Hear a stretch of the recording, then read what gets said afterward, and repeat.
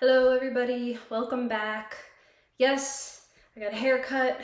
Now I'm rocking the scarf look, the Natalia Makarova scarf look. I call it my thinking cap though. I put on my thinking cap and then, maybe I'll come up with some good ideas. So obviously I've been a little bit out of the loop.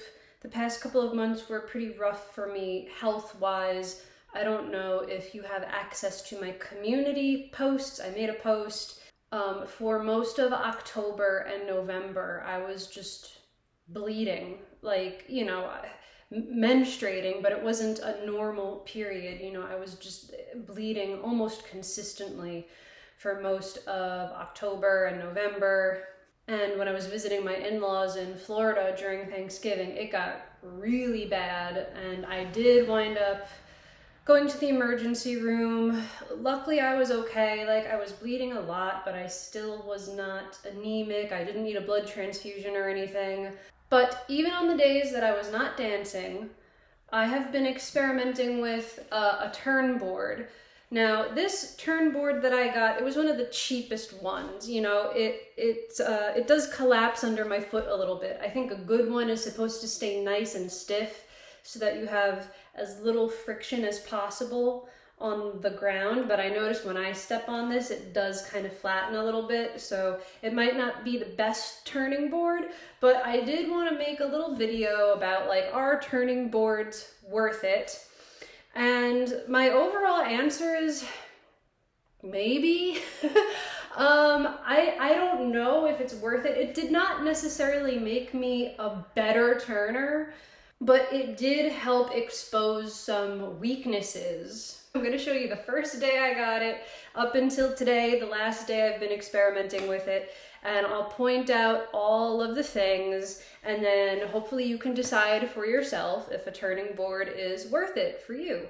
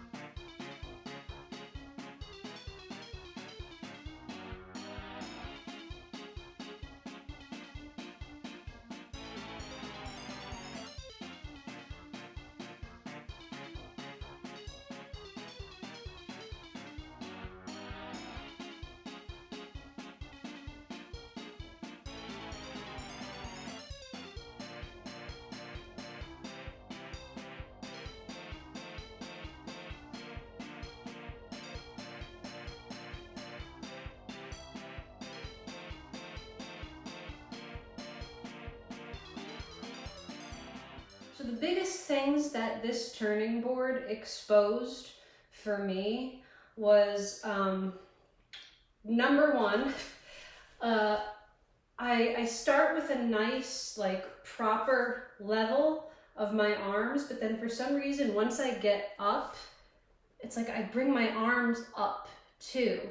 And you know how I'm always so like strict about like keeping your first position right across from your belly button, because that gives you the best access to your back muscles. Once you lift them up here, you kind of lose that, and if your arms are too high, it can also take you back.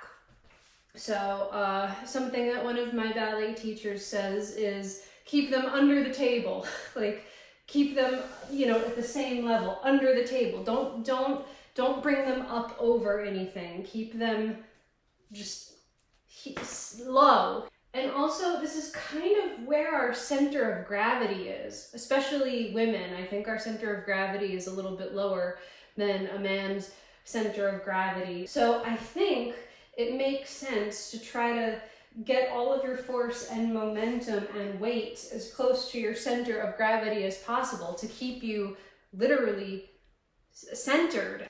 The second big thing that I noticed, and this is especially relevant to other hypermobile dancers that have weak cores and have bendy noodly backs, I noticed that when I'm using the turning board, it's almost like I'm relying on my upper body to spin me. You know, I'd be like scooping this arm so much and like trying to use my shoulders and my arms to keep me going. And you see it when I stop. When I stop suddenly on the turning board, the rest of my torso keeps going. And I'm like twisting my back, and it's kind of the opposite. You don't want to be doing that. It's your knee that should be doing that. The retiré knee, the passe knee.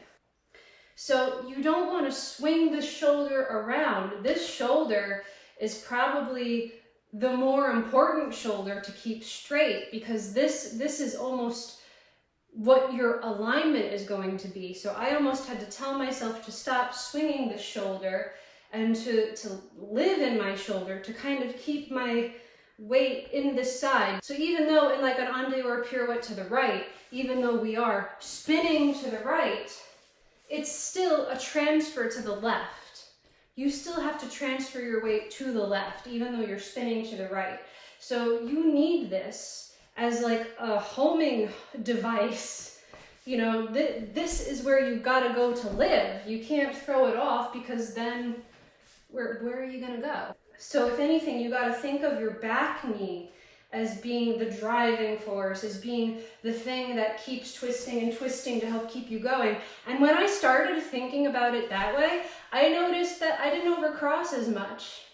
Y'all know me, you know I have such a bad habit of overcrossing, and I think that's because, you know, because I'm hypermobile and I naturally have turnout, I don't have to engage my muscles as hard as other people to like achieve it, and therefore, like, you know, I get kind of lazy, and that really comes out in a turn. It's like, oh, I don't need to use my muscles, I got natural turnout, see? But then because I'm not lifting the proper muscles, it's turned out, but it's low and it's overcrossed. So once I started thinking of this back knee like already going before I even start the turn, that already fixed my overcrossing problem.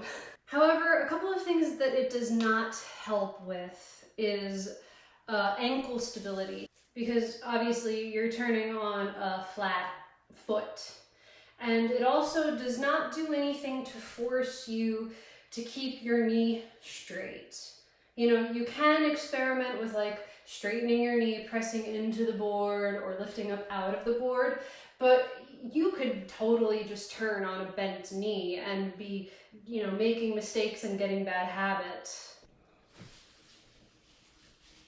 Yeah, it's very forgiving when it comes to proper alignment of your lower body, but it is very unforgiving when it comes to the proper placement and alignment of your upper body. So if you feel like one of the biggest problems in your turns is your upper body, then this will expose all the mistakes almost immediately.